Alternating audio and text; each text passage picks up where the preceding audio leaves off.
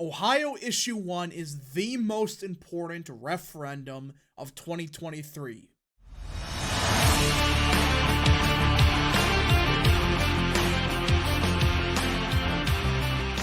What is up, people of the internet? It is me, Real American, back again with a new video. And today, it is time that we talk about what I consider to be the most important referendum of this year.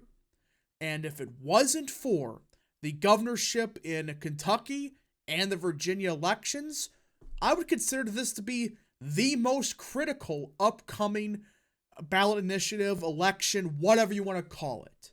I'm, of course, talking about Ohio Issue 1.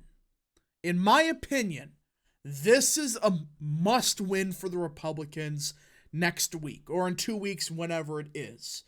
Now, before we continue with today's video, I hope you enjoy these type of videos. If you do, smash the like button down below, subscribe, share with your friends, hit that little bell, follow the social media accounts in the description down below, and of course, join the channel today. Guys, just for $1 a month, you can join Real American. This is the best way to support the daily content that we all know and love. So I hope and recommend you join the channel today. Alright, everybody, let us talk about this and why this is the most important issue in Ohio. And it is on August 8th. That is when the vote will be held. And if you do live in the state of Ohio, vote yes on Issue 1. For those that don't know, this is what the amendment is. If approved by voters, the amendment would change the Ohio State Constitution, modifying the initiative and referendum process amendment from 1912. The intent of this initiative, according to its creator, is to prevent a whole host of issues that we know are coming down the pike. That applies to abortion, that applies to redistricting, that applies to wage hikes, that applies to qualified immunity. And the exact details are increases the number of counties from which signatures are required to get an amendment on the ballot from 44 counties to all 88. So the first part of this referendum is, hey, you can't just get frickin' half of the counties in the state to get a signature. No, you need somebody from every single county to sign an initiative, a ballot, whatever, to get this on the ballot. But the big thing everyone is focused on is not necessarily that. It is this. Increases the passing percentage from 50% plus 1 to 60% on citizen and legislator-initiated referendums. That is right, everybody. This referendum, again, the first part's kind of important, but the main part of this referendum is to change the threshold needed to pass a referendum from 50% to 60%. Now, before we get into, who's supporting this, can this win, is it a good idea, here's my opinion. When it comes to referendums, I do think it needs to be like 60%. Why? For the simple fact that usually these referendums take place in lower turnout elections. And that 60% threshold would ensure that you do not get these referendums where 5 people vote and they can change the entire Constitution. That's always been my opinion, that, hey, if you could get a referendum to pass, you should need 60. And usually most referendums that do pass, they usually get more than 60%. So I do believe that this is a good idea just for the fact it stops these games of, we're going to do a referendum when 5 people vote to change the Constitution. No. This is the best way to prevent it. Again, it also increases the amount of counties that you gotta get a signature from, aka you need somebody from every single county to sign a referendum or petition to get something on the ticket. Not just, we're going to get everybody from Cleveland to sign on to it. But yeah. Now, the reason that Republicans are heavily pushing this, I mean, you look at who is endorsing this policy. It's Vance, DeWine, LaRose, basically all the Republicans. The reason that they're voting or telling people to vote yes is because there is an abortion referendum coming up next month, or I believe in a couple months or something like that. Either way, this referendum, if it passes, would pretty much guarantee that that abortion referendum, which we'll get to in a second, would fail. But the Democrats, they're also supporting no. Basically, every single Democrat you can think of, they are telling people vote no. The Ohio Democrat Party, the Green Party, all these losers. But not only that, look at this. You got several frickin' Republicans telling people vote no. And you got some real doozies like John Kasich. Are you frickin' serious? What is up with these Republicans that they don't want to win? They want to keep the threshold at 50%. I mean, why? Why is it that we got bozos like Kasich when even DeWine is saying, yeah, vote yes? The fact that Kasich is telling people to vote no should tell you everything about this guy. He's not conservative. He's not even a Republican at this point. I don't get it.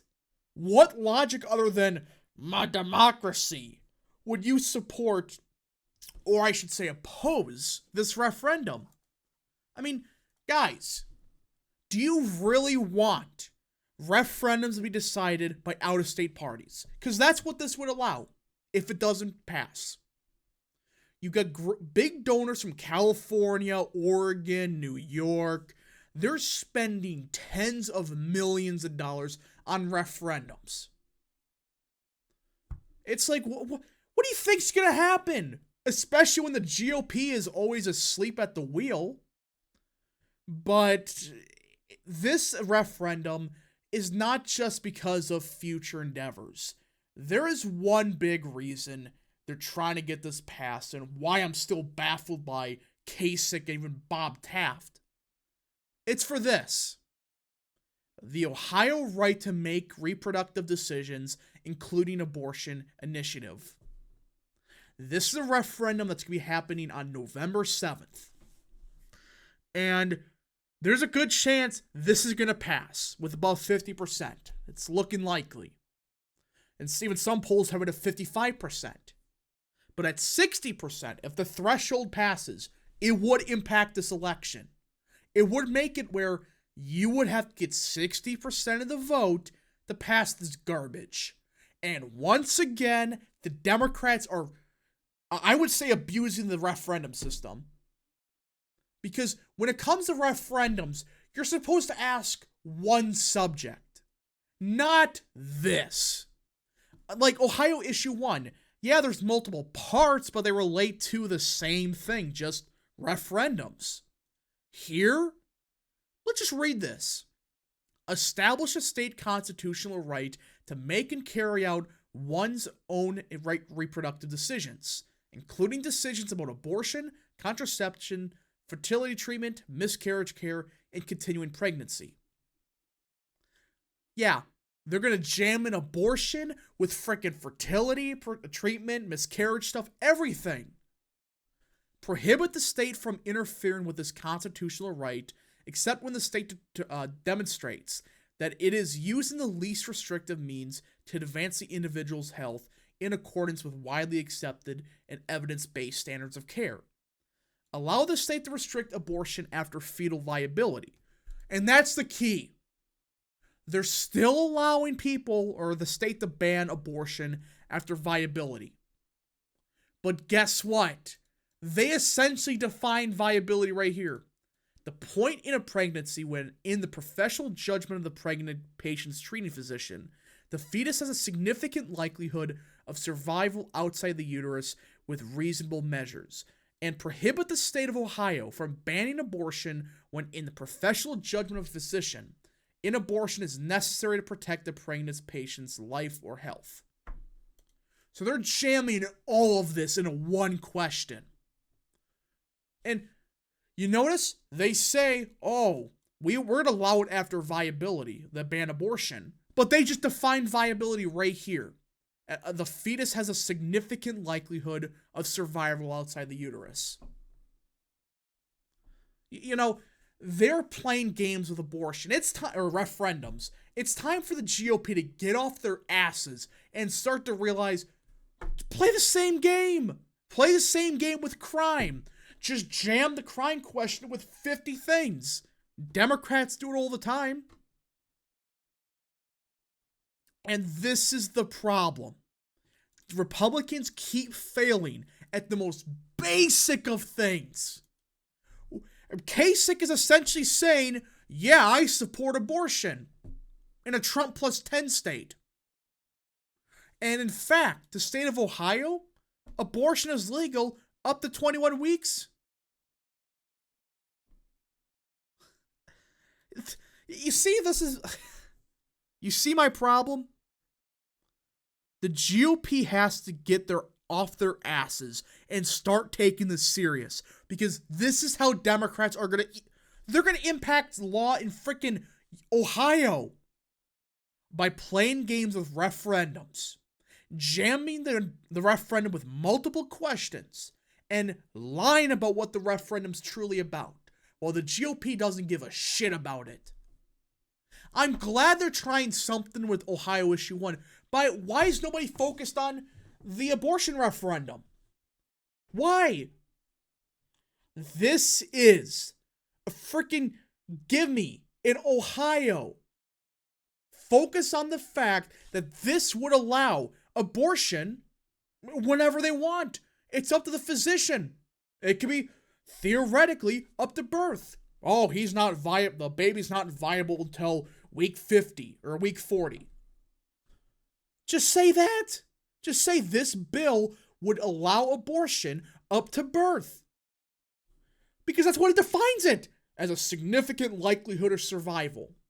Really. And notice, it gives a physician complete authority to determine that. What's going to happen when some pro-choice nut job says, oh, this baby's not viable. Sure, it's going to be born tomorrow, but it's not viable. Just focus on that. But hopefully, Issue 1 passes, which I don't think's gonna happen, especially with how the polling is looking, though it is polling, and quite frankly, this is a referendum, so who frickin' knows? We've seen upsets before, but hopefully the GOP finds a way to win this. Anyways, folks, thank you so much for watching. If you did enjoy this video, smash the like button down below, subscribe, share with your friends, hit that little bell, follow the social media accounts in the description down below, and of course, join the channel today. Thank you so much. Godspeed to all of you.